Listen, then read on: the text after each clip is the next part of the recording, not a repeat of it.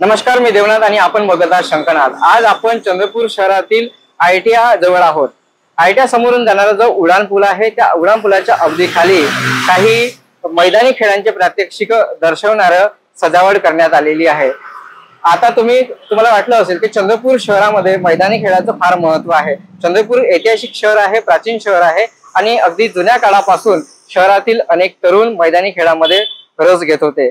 या उडान पुलाच्या खाली जी सजावट करण्यात आलेली आहे त्या माझ्या शेजारी बघू शकता की कशा पद्धतीने सजावट करण्यात आलेली आहे।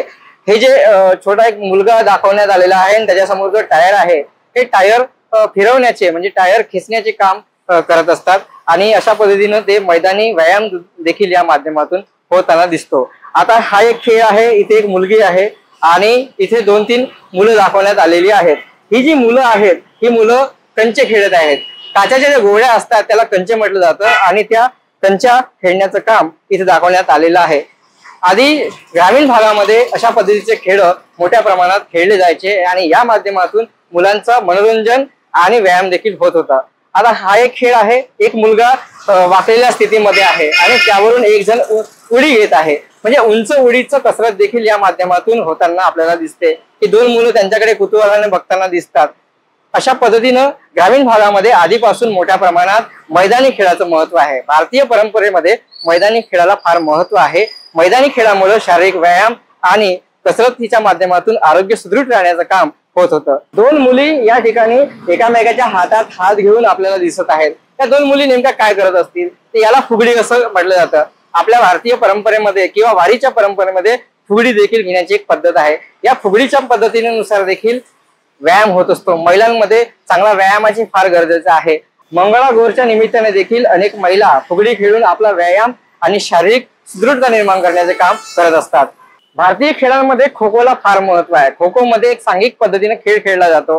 एक जण त्यामागे डाव खेळत असतो आणि त्याच्या पाठीमागे धावत असतो आणि एक जण त्याला पाठला करत असताना त्याच्यापासून बचावासाठी एकामेकाला उठवण्याची पद्धत असते, त्याला खो देण्याची पद्धत असते आणि खो दिल्यानंतर तो खेळाडू उठतो आणि दुसऱ्या खेळाडूकडे धावत असतो। अशा पद्धतीचा हा जो खेळ आहे याला खो खो म्हटलं जातं।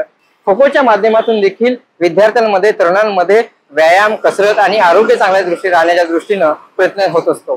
2 गटामध्ये बळ दाखवण्यासाठी रस्सी खेच नावाचा एक खेळ खेळला जातो। त्याच्यामध्ये होतं काय की 2 गट एकामेकाच्या दिशेनं रस्सी खेच करत असतात आणि रस्सी ओढून या माध्यमातून आपलं बळ किती आहे, ताकद किती आहे हे दाखवली जाते। ताकदीचे स्वरूप असे आहे की या माध्यमातून या मुलांमध्ये ताकद, कसरत आणि व्यायाम या 3 गोष्टी एकत्रित होत असतात। तंत्रज्ञानाच्या युगामध्ये, डिजिटल युगामध्ये सध्या खेळ हरवलेले आहेत।